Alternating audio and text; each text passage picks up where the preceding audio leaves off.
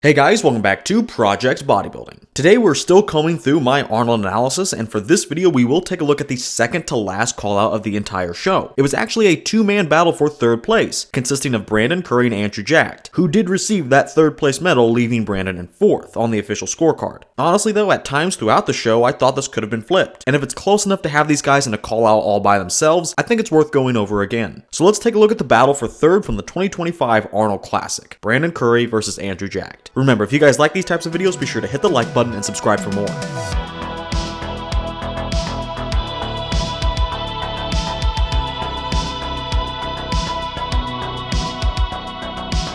This comparison will of course start with the front double, but first let's just talk about Brandon alone. He looks great by himself, and I want to say the reason he was even comparable to Andrew at all was because of how much he improved. This isn't prime Curry, but this would be many of the years on the way back to 2019, meaning this is quite literally his best version since probably 2021. So props to Curry, but the thing is, anyone like Brandon looks great on their own, with fantastic muscle bellies and great shape. But when you get put next to Andrew, you're just going to get outdone because Andrew is just so impressive. Unless you're bringing some of the best condition, the best shape, the best mass, or probably all the above, you're going to get beat. Andrew is massive and has great shape. Even his details, which are his Achilles heel overall, are actually really good from the front. Yes, the posing is a bit dumb looking, and you're going to hear me say that a lot throughout this comparison, but Andrew is purely coasting on his genetics here. He beats Brandon in the legs for superior definition. Andrew's lats are just Brandon's, but twice as big, so he wins there too. And even though Brandon has great arms, Brandon gets beat here too by the sheer size of Andrew. I also find Brandon's imbalance to be pretty distracting. I would actually give Brandon the midsection, however, which you wouldn't expect, but it comes down to posing. Brandon is locked in and he's got that slight tilt rocking too. Andrew is tilting his pose too, but it looks wrong. He looks like he's about to fall over. And he's not flexing the midsection totally, nor totally elongating it, so we're left with something in between and something not fully locked in. But while I prefer Brandon, is anyone going to say that Andrew is bad in the midsection? It's sloppily presented, but you can't criticize this too much. It's still very good. So overall, as much as I love Brandon here, and as good as he looks on his own, he's just getting way too overpowered here in the first shot. I'm going to give Brandon a ton of props here though. Looking as good as he does next to Andrew is no easy feat. We'll be using my regular judging system here, of course. The winner of each pose will get 1, 2, or 3 points for small, medium, or large wins. Usually Andrew is taking a big win here, but hardly anything is wrong with Curry. Andrew just happens to be bigger and more structurally gifted, so honestly, I'm only giving Andrew the win by 1 point.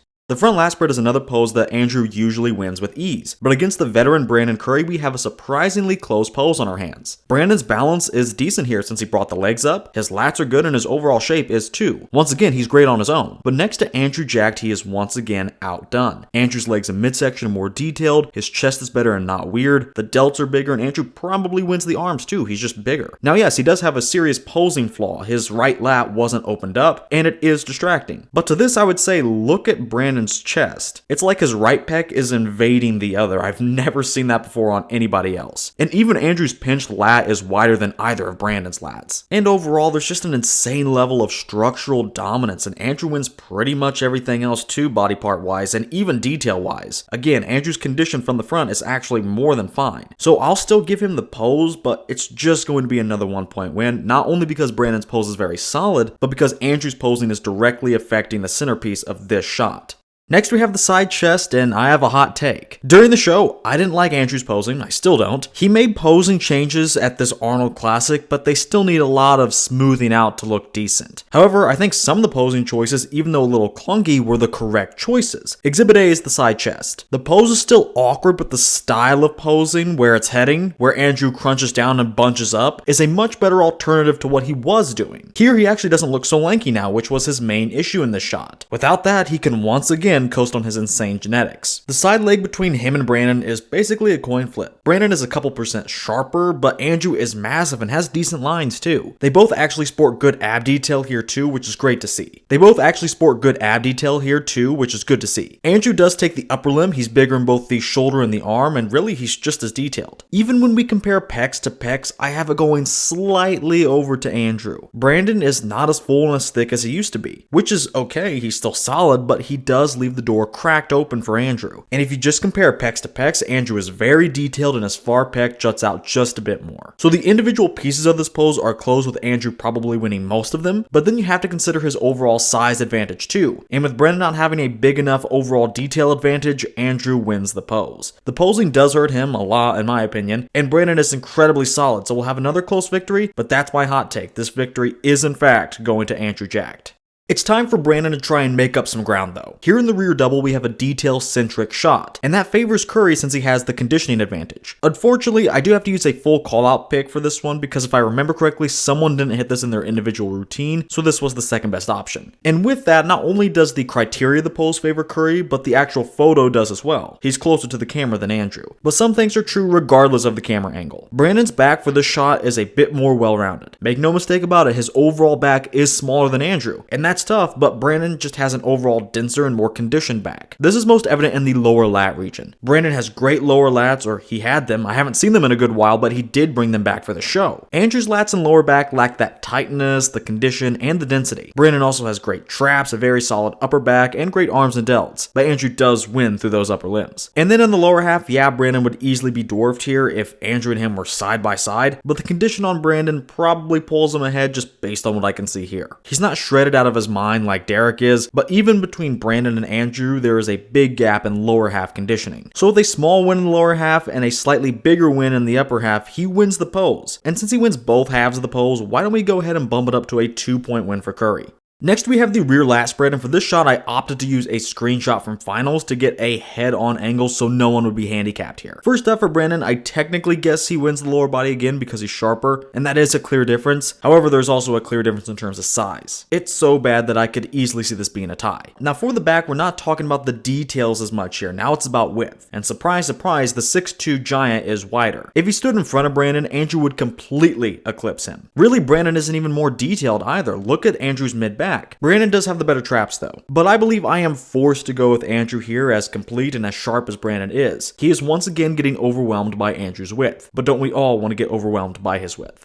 And once again, we have another side pose, and with that, you'll be getting another hot take from me. This posing from Andrew is even worse than his side chest. I hate it, but he's got the goods. The side leg is yet again a coin flip, as Andrew is bigger, but Brandon is a bit more detailed. Interestingly enough, Brandon does take the midsection only for his execution. Andrew has the better abs for sure, but he's not keeping the core locked in. He's lucky he doesn't have a bigger stomach like Samson, or it would ruin the entire pose. But this is fine, I suppose. Andrew also has the more bubbly and more detailed pecs. He's also bigger and more detailed in the delt, and his tricep is both bigger and more separated compared to Brandon's. Of course though, that arm placement is incredibly awkward. And then you gotta factor in Andrew's overall structural and size advantages over Curry on top of these individual wins in the body parts. And sure enough, like the side chest, I think Andrew does enough to bypass his criminally awkward posing and take a win. I refuse to make this anything more than 1 point though. Brandon is solid, and with that posing, Andrew should be happy to win it all. Next, we have the abs and thighs. Like always, it's an easy win for Andrew. I gotta make it the full 3 points he usually gets too. Brandon has little to offer here. He's easily beaten in the quads because he's smaller and he lacks deep separation. It's the same in the abs. The waist is tight, yeah, but the ab definition just isn't there. Andrew is just running too far ahead to not make this a clean sweep. And finally, that brings us to our last pose, the most muscular. For Andrew, again, the worst thing about him is his posing. But I see the vision with this choice. I do think he could do it better, but you know, he has to do something to hide those long ass arms and not look so lanky. He's doing a fairly good job here too. Comparing the shot first to the most similar one from Brandon being the hand on hip, what doesn't Andrew win? He takes the legs on detail, his chest is thicker, the delts are bigger, and so are the arms. As crazy as Brandon is in these areas, he's getting outmassed. This is such a solid pose from Brandon though. It always has been, and it's just hard to believe that he can be beat by Andrew, but Andrew's doing it. Brandon does have a crab position to offer though, but even here, why not just go with Andrew, who is bigger in all these body parts, but also in totality? I'm going to go ahead and pour one out for Brandon though. He has 2 variations, count them, 2 variations, and that will not go unrewarded. I'm going to give it to him, a 1-point victory that is, don't get it twisted, for having 2 very solid poses. This is not what my brain wants, but it's what the heart desires. Next, we have the second round of judging the overall physique categories. We're now looking at the whole physiques on the following 4 metrics: conditioning, muscularity, flaws, and shape. Let's go ahead and start with conditioning. Going into this comparison, I thought this would be the difference maker for Curry, but honestly, now that I look at it, it's barely a win at all. Andrew was more detailed from the front, the side poses conditioning-wise were close, and Brandon probably just barely takes the backside, mainly for the glutes and hams. I'm going to give Brandon a win overall, but really, I probably shouldn't. But hey, he has the glutes and hams. Kinda. They're more peeled, but I'd be fine with a tie here. What I am going to make a tie for sure is the shape category. I will always go to bat for Brandon, mainly for his shape. It's very pleasing, especially since he brought his legs up here and improved his balance. I know Andrew seemingly has a monopoly on this category, but I don't really think that's true, especially against someone like Brandon. Shape is subjective anyway, and when it's close, I'm fine with a tie here. That brings us to muscularity though, and this does score Andrew some points, 2 to be exact. He's just too damn big. That alone gets him one of his points, and then he gets another point for Brandon's legs still being fairly mediocre, especially from the rear. And with that, Andrew is just as complete as Brandon when you think about it. Andrew has everything. I think you'd really see that even more if he came in just a bit sharper. But anyway, with Andrew being bigger and just as complete, Brandon barely holds on. He only does because he's pretty good in his own right. And finally, we have flaws, and Andrew's posing comes back to haunt him. And the individual poses in a vacuum. His genetic superiority and him bringing enough substance was enough to outweigh his poor execution. However, when you tally up how many mistakes he made as a whole and view it as a collective, it was distractingly bad. And I am a stickler for bad posing, admittedly, because there's just no excuse for it. This is a great opportunity for Brandon to recoup some points, but for us to also give him some props for his professionalism and polish. But he's not innocent either. He did have a noticeable imbalance in his arms. And Andrew's only fault here is just posing. It's not like he had torn muscles or whatnot. Still, I can't see how this isn't a major flaw for anyone looking and judging what Andrew brought here. So Brandon ends this comparison with a 2-point win in the flaws category.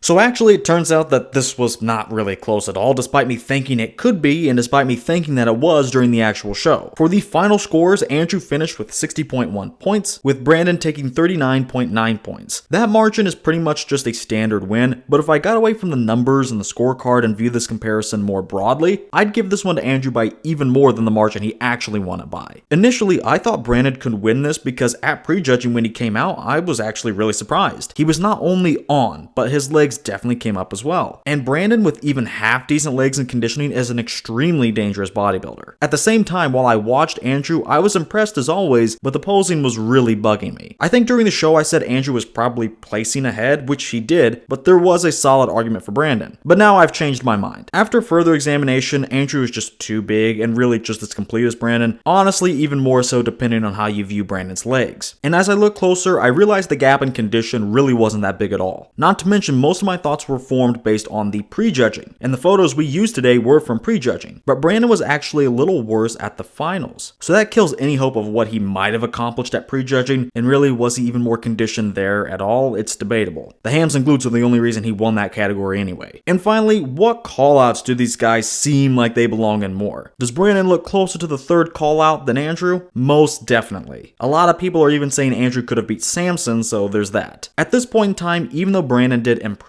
a lot, there are new guys in the sport now that even he, a former Mr. Olympia, cannot beat. This was a fun 2-man call out, but Andrew was clearly ahead of Brandon the entire time. Well, that's going to do it for today's video. We're about done with my coverage of the Arnold Classic, but of course, if you guys are enjoying it and you like these videos, go ahead and hit that like button and subscribe for more. And if you want to support the channel even further and want to get your hands on some high quality supplements, be sure to head over to Arms Race Nutrition. Then at checkout, use my code PROJECT10 to get 10% off your entire order. That's code PROJECT10 at armsracenutrition.com. And finally, with all that said, I want to thank you guys for watching, and I will see you all in the next video.